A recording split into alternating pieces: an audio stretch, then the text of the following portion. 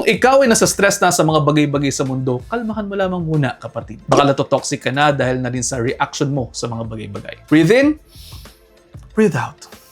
Focus on your breathing. Meron talaga mga pagkakataon sa buhay natin na ang dami nangyayari at nakaka-overwhelm ang mga bagay-bagay. Ang suggestion natin, unti-unti. Try mo i-prioritize ang mga nakahain sa iyo. Tingnan mo sa sarili mo o itanong mo sa sarili mo, ano uunahin mo? Sundin mo rin ang mga steps na to. First step, ilista ang mga dapat gawin. Ang mga yan, hatiin nyo naman kung alin ang pinaka-urgent o pinaka-kinakailangan ng magawa dahil kailangan na itong isubmit o basta kailangan na siya.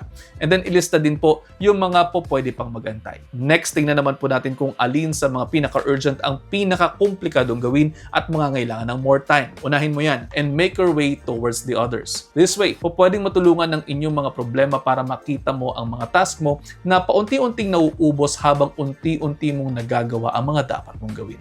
Sa ganitong paraan, hindi ka masyadong ma-overwhelm. Okay? Try mo yan at balikan mo ako kapag ka nagawa mo na. At paano? Nakaisang minuto na to, I hope you're all 1 minute wiser. Pakipusuan kung may natutunan and I'll see you next time. Ingat!